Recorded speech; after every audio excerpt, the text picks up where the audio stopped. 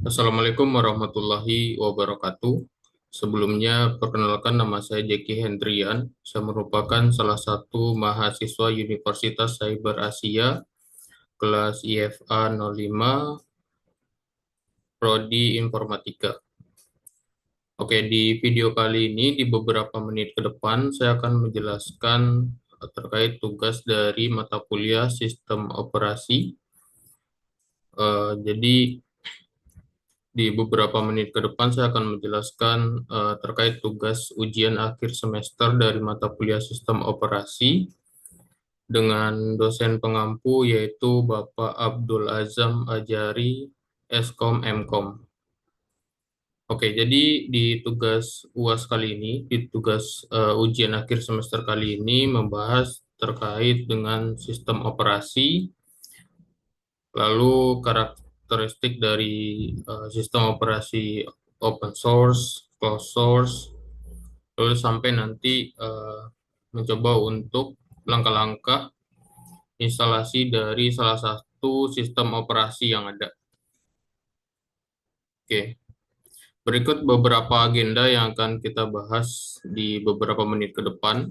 Yang pertama mulai dari definisi sistem operasi, lalu fungsi sistem operasi, selanjutnya karakteristik sistem operasi open source dan closed source. Lalu bagaimana skema dasar dari sistem komputer itu sendiri. Selanjutnya definisi perangkat input, proses, output, dan memori serta contoh perangkatnya. Lalu langkah-langkah menginstal Windows 10. Nah, Windows 10 ini merupakan salah satu sistem operasi yang ada gitu ya.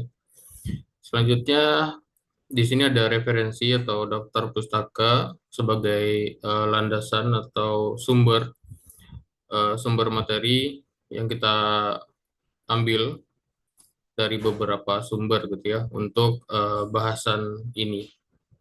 Lalu nanti terakhir setelah kita bahas semuanya, kita coba simpulkan. Pertama kita bahas dulu definisi dari sistem operasi gitu ya. Pertama kita bahas dulu apa sih itu sistem operasi. Nah, jadi sistem operasi atau istilah lainnya adalah operating system atau biasa disingkat dengan OS. Nah, ini merupakan perangkat lunak sistem atau sistem software di mana sistem operasi ini dia bertindak sebagai lapisan penghubung atau interface antar perangkat keras atau hardware dengan perangkat lunak atau software gitu ya. Biasanya berupa aplikasi. Nah, sekaligus sistem operasi ini dia juga berperan sebagai manajer sumber daya atau resources manager, di mana dia mengatur berbagai sumber daya seperti CPU, memori, penyimpanan atau storage, dan perangkat input-output secara efisien dan terkontrol. Nah, sebelum adanya sistem operasi ini, jadi si komputer itu dulunya hanya menggunakan sistem sinyal analog dan sinyal digital.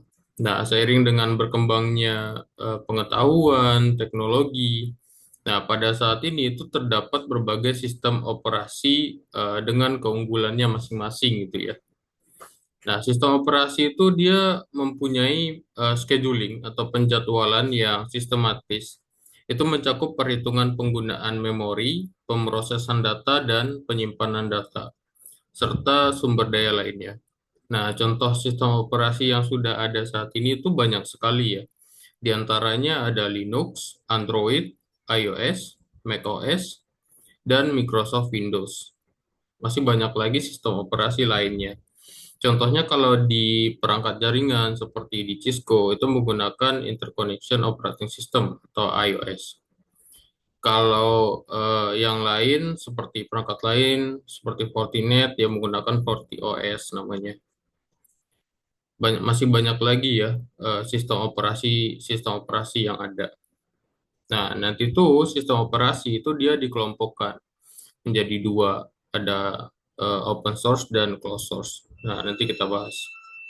Nah, kita bahas dulu terkait dengan fungsi dari sistem operasi itu sendiri. Nah, tadi kita udah tahu istilah sistem operasi itu apa, lalu apa sih fungsi dari sistem operasi itu sendiri gitu ya. Nah, yang pertama, fungsi dari sistem operasi itu adalah resource management. seperti yang sudah kita bahas sebelumnya. Jadi sistem operasi itu dia mengelola yang namanya resource atau sumber daya. Nah, sumber daya komputer itu banyak ya, seperti CPU, main memory, atau memori utama, lalu ada storage, dan ada input-output device. Nah, melalui proses allocation, scheduling, dan monitoring. Nah, jadi tujuannya adalah untuk menjaga efisiensi, fairness, dan mencegah konflik antar proses yang berjalan. Nah, seperti yang kita tahu, sistem berjalan di komputer itu biasanya dilakukan secara simultan atau bersamaan. Nah, supaya tidak terjadinya konflik, nah disinilah fungsi dari sistem operasi itu sendiri, yaitu resource management, atau mencegah terjadinya tabrakan antar sistem yang seharusnya berjalan secara bersamaan. Lalu yang kedua, execution environment provider. Jadi operating system itu dia menyediakan execution environment ya, yang stabil melalui sistem call namanya. Lalu ada interrupt handling dan proses control. Nah, dengan adanya layanan ini, aplikasi dapat berjalan dengan aman tanpa melakukan akses langsung ke hardware gitu.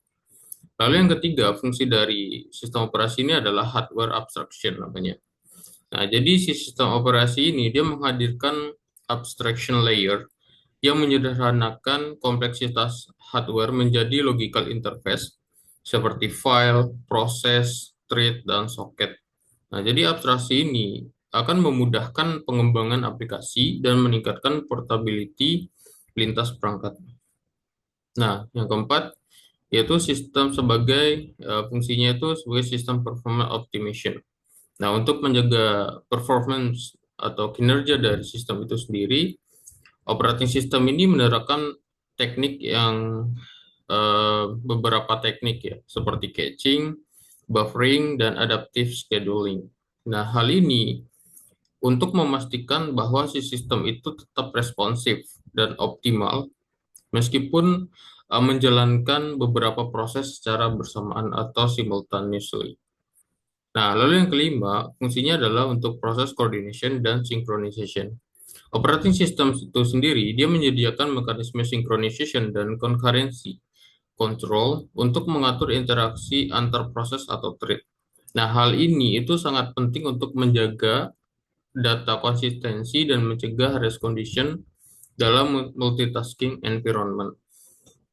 Nah, yang terakhir, yang keenam, fungsinya adalah security and access control.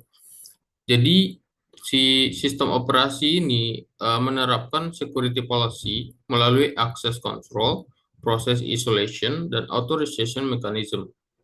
Nah, dengan demikian, jadi setiap entity dalam sistemnya itu, jadi hanya dapat diakses atau dapat mengakses resources sesuai dengan privilege yang dimilikinya. Nah, jadi itu fungsinya untuk security policy melalui access control. Nah, lalu tadi sudah kita singgung sedikit terkait dengan pembagian dari sistem operasi itu sendiri ya. Ada open source dan closed source gitu. Nah, apa sih karakteristiknya gitu? Pertama kita bahas dulu karakteristik dari sistem operasi yang sifatnya itu open source. Jadi definisinya dulu yang harus kita pahami ya. Nah, definisi dari sistem operasi open source itu sendiri adalah sistem operasi yang kode sumbernya atau biasa disebut dengan source code-nya itu tersedia secara publik dan dapat dimodifikasi oleh pengguna atau user ataupun komunitas. Nah, jadi sifatnya itu open ya. Jadi bisa dimodifikasi oleh user ataupun community. Nah, karakteristiknya itu yang pertama source code accessible. Jadi source code-nya itu dapat diakses, dipelajari, dimodifikasi, dan dikompilasi ulang oleh user ataupun community. Jadi di-manage oleh community dia. Nah, lalu eh, atau di-manage oleh si user atau pengguna. Lalu yang kedua yaitu community driven development, di mana pengembangan itu dilakukan secara kolaboratif oleh komunitas global, bukan hanya satu vendor atau prinsipal. Lalu high customers high customizability. Jadi user atau pengguna itu dapat menyesuaikan sistem sesuai dengan kebutuhan. Nah, termasuk menghapus, menambah, dan mengoptimasi komponen internal OS. Lalu transparent security model. Nah, karena kodenya itu bersifat terbuka, mekanisme keamanan dapat diaudit secara langsung oleh publik. Lalu flexible licensing. Nah, dia menggunakan lisensi seperti GPL atau GNU General Public License, MIT License, atau Massachusetts Institute of Technology License, dan BSD License atau Berkeley Software Distribution License. Nah, di mana ini mengizinkan distribusi ulang dengan atau tanpa modifikasi. Jadi fleksibel gitu ya. Flexible licensing. Lalu apa sih contoh sistem operasi yang termasuk ke dalam sistem operasi open source gitu?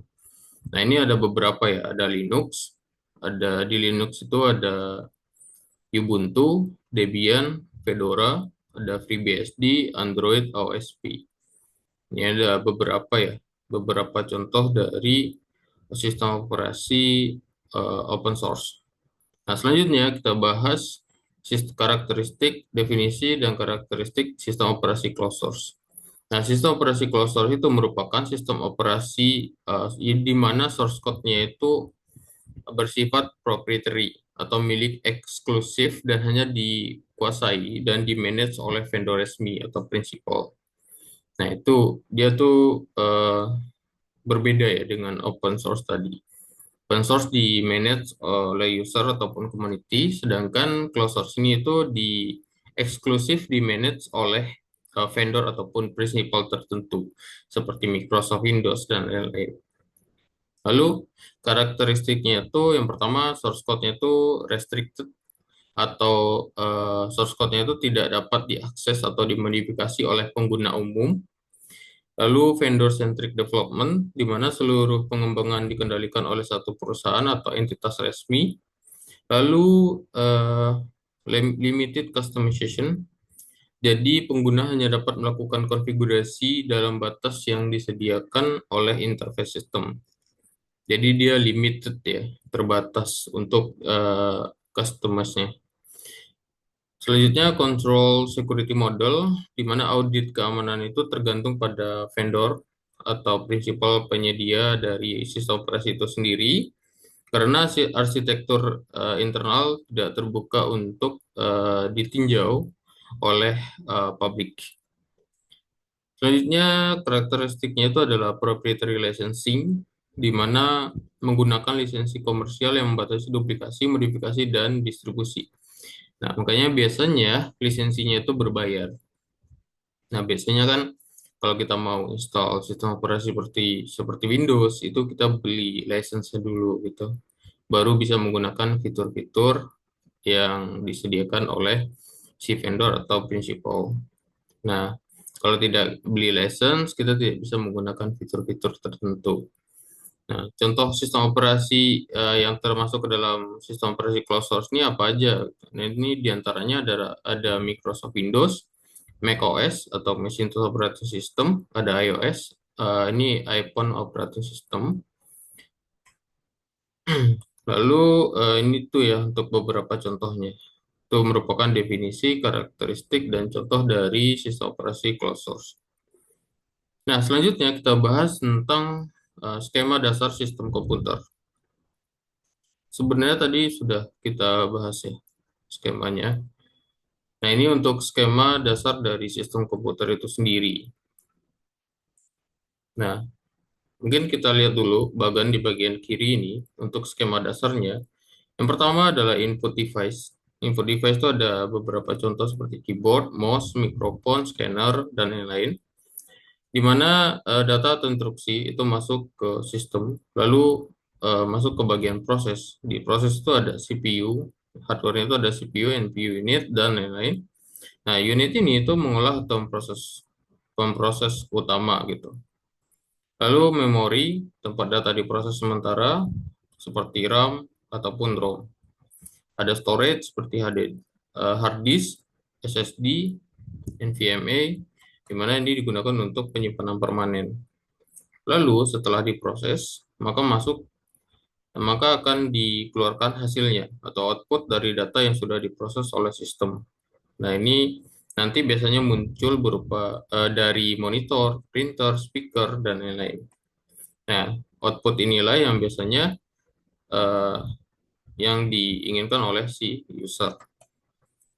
Lalu, jadi input ini bertugas mengirim data atau perintah dari pengguna ke sistem komputer, contohnya seperti keyboard, mengirimkan karakter, atau mouse mengirimkan koordinat pergerakan.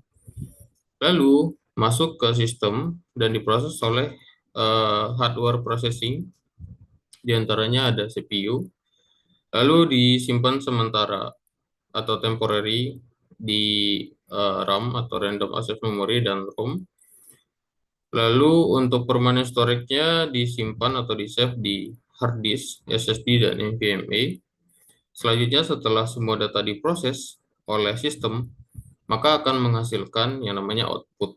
Nah, output itulah yang akan digunakan oleh si user. Nah, menampilkan hasil dari proses yang dilakukan CPU. Misalnya monitor menampilkan tampilan visual, printer menghasilkan dokumen fisik, dan speaker itu mengeluarkan suara, output suara. Nah, kalau misalkan tadi inputnya adalah dari keyboard mengetikkan karakter tertentu, misalkan berupa chat, say hello gitu ya. Nanti outputnya juga say hello nanti yang akan dimunculkan di monitor user. Selanjutnya kita bahas definisi perangkat input, proses, output, dan memori, serta contoh perangkatnya itu apa aja. Yang pertama kita bahas dulu untuk perangkat input atau input device. Di mana input device ini adalah perangkat yang digunakan untuk memasukkan data atau instruksi ke dalam sistem komputer untuk diproses lebih lanjut oleh CPU, Central Processing Unit. Nah, perangkat ini itu berfungsi sebagai interface pengguna untuk mengirimkan perintah atau data menuju sistem. Nah, contoh dari perangkatnya itu ada keyboard, mouse, scanner, mikrofon, barcode reader, touchscreen, saat berfungsi sebagai input tentunya. Nah, ini untuk beberapa contohnya dari perangkat input. Lalu kita bahas untuk perangkat proses. Nah, setelah data diinput, maka akan diproses oleh sistem. Nah, perangkat apa yang bekerja di bagian proses tersebut, di tahap proses tersebut. Nah, jadi perangkat proses ini adalah komponen inti atau komponen utama yang bertugas mengolah data yang diterima dari perangkat input sesuai dengan instruksi program. Nah, unit ini dia melakukan operasi aritmatika, logika, kontrol, dan pengambilan keputusan terhadap data. Makanya, perangkat proses ini atau processing unit ini itu biasa disebut dengan eh, istilah perangkat, dia berfungsi sebagai otak dari sistem tersebut. Nah, contoh perangkatnya ada CPU atau Central Processing Unit, ada GPU, Graphic Processing Unit, dan ada NPU atau Neural Processing Unit. Ini perangkat berbasis AI. Lalu ada microcontroller atau SoC, System on Chip dalam perangkat embed. Nah, ini untuk contoh dari perangkat processing atau processing unit. Nah, selanjutnya perangkat output atau output device, di mana output device ini itu adalah perangkat menyajikan hasil pemrosesan data kepada pengguna atau user dalam bentuk visual, teks. Visual itu ada teks atau audio atau bentuk fisik lainnya. Nah, output merupakan hasil akhir dari siklus pengolahan data dalam komputer. Nah, contoh perangkatnya ada monitor atau display, printer, speaker, proyektor, plotter, VR headset, atau virtual reality. Nah, itu untuk beberapa contoh dari perangkat output atau output device. Nah, selanjutnya perangkat memori atau storage device. Nah, sebenarnya memori itu dibagi lagi menjadi beberapa ya. Ada untuk temporary uh, penyimpanan atau penyimpanan sementara dan permanent storage atau penyimpanan permanen. Nah, perangkat memori itu adalah media yang digunakan untuk menyimpan data dan instruksi, baik secara sementara atau volatile maupun permanen atau non-volatile.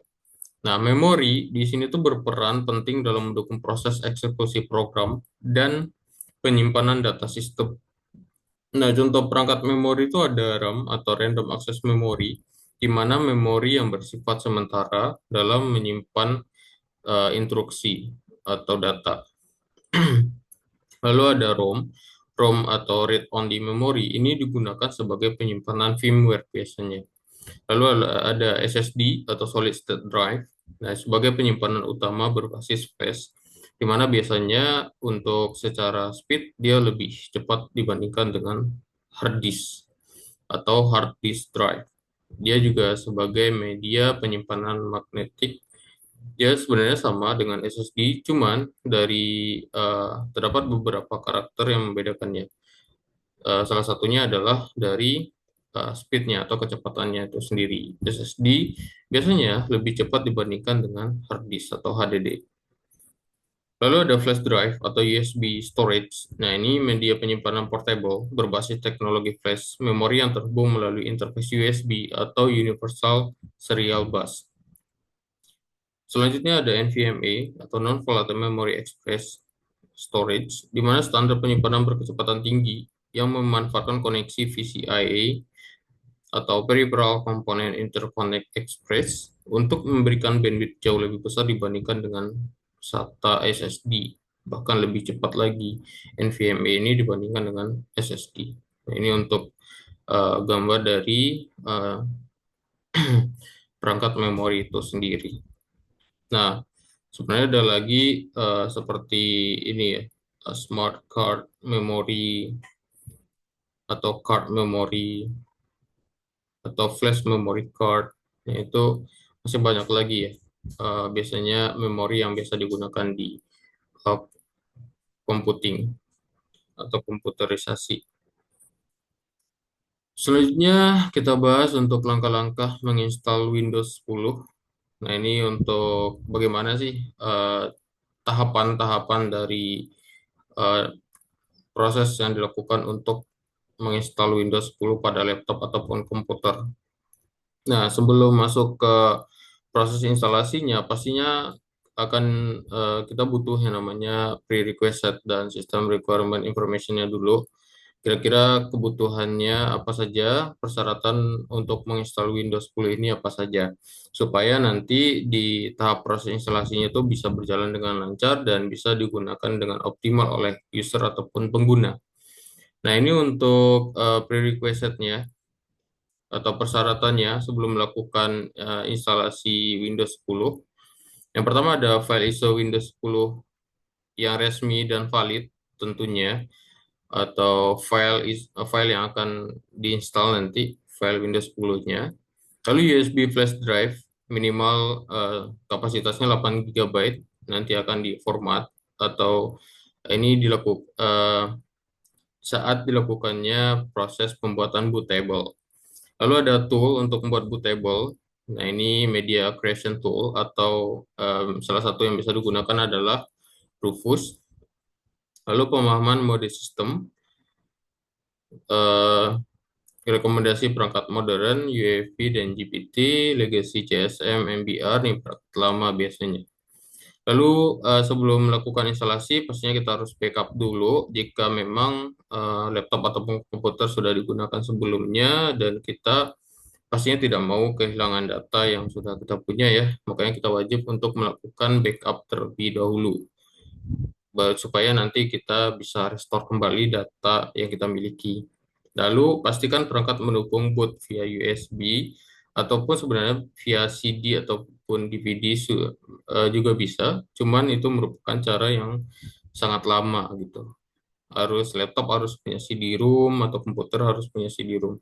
Biasanya sekarang itu sudah menggunakan USB.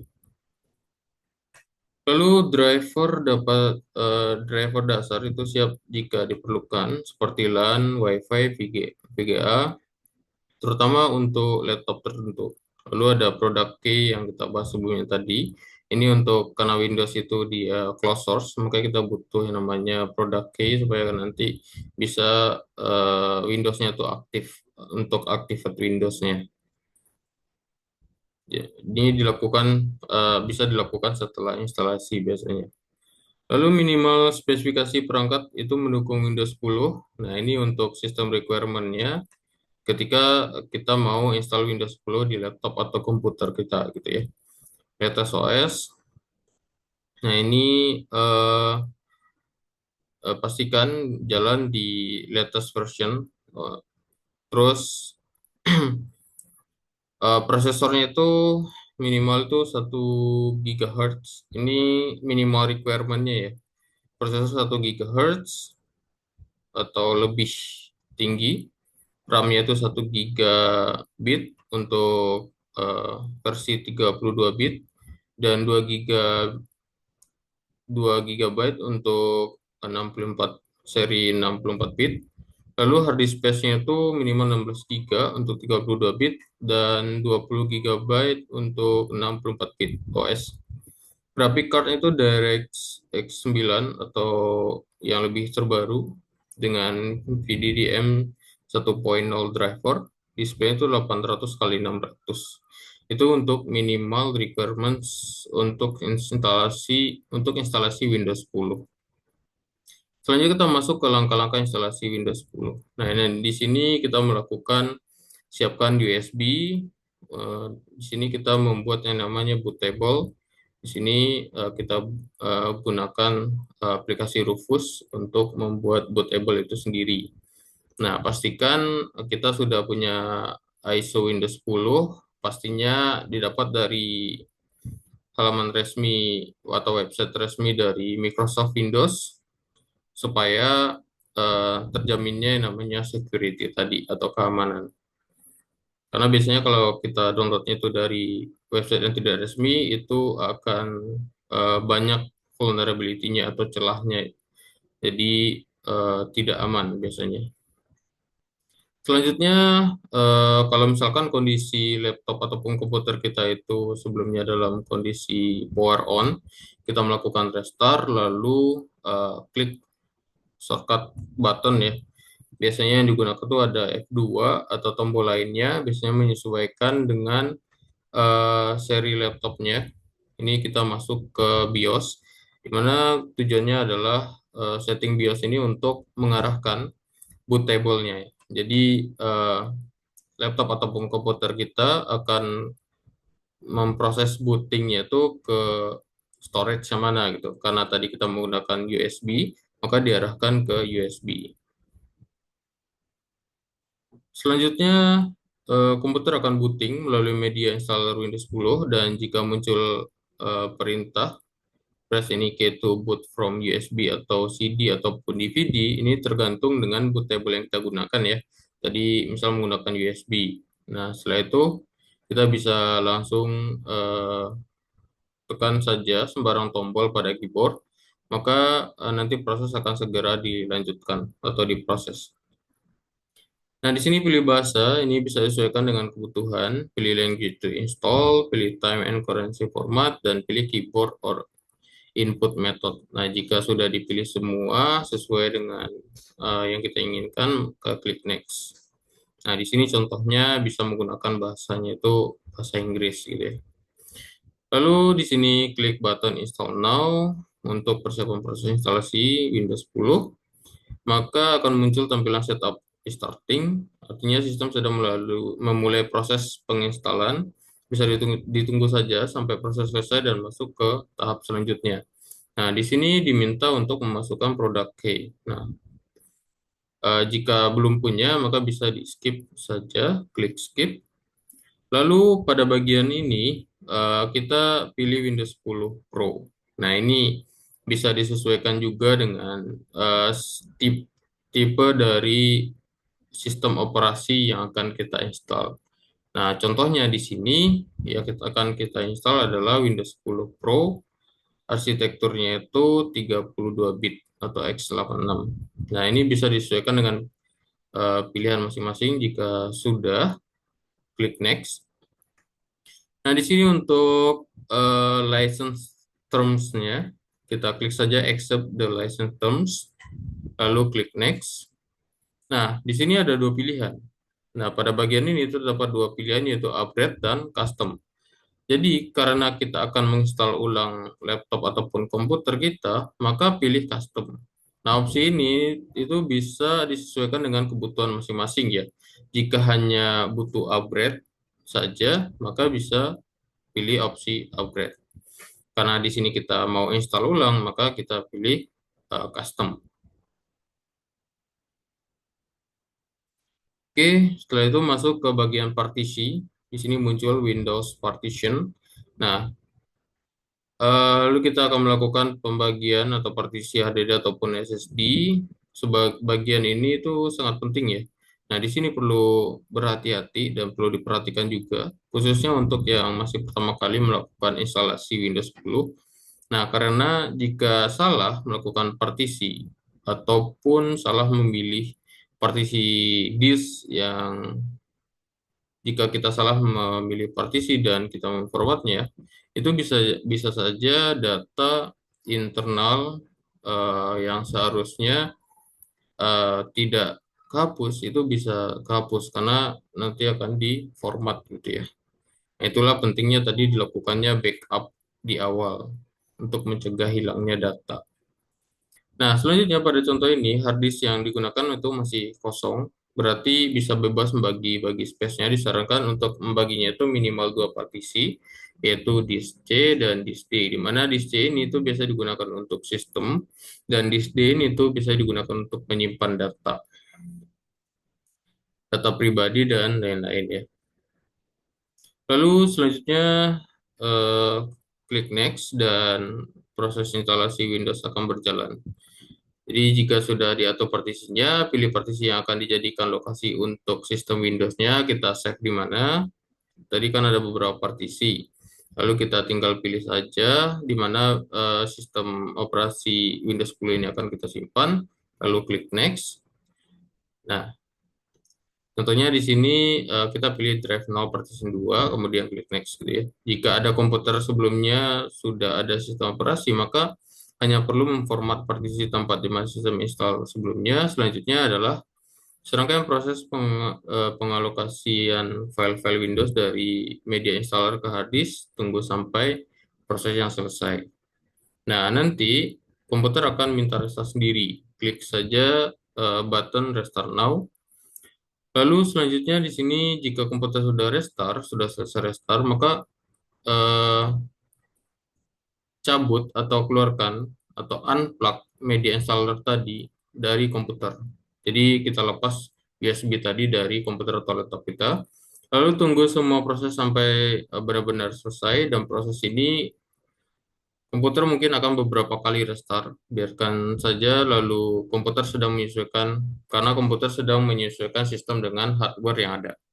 Lalu kemudian masukkan produk T jika diminta. Jika belum punya, maka bisa klik saja do this later. Jadi nanti bisa kita inputkan nanti setelah proses instalasi Windows 10 selesai. Lalu pilih I want it, kemudian klik next. Dan di sini kita diminta untuk setting atau mengkonfigurasi local user pada laptop ataupun komputer.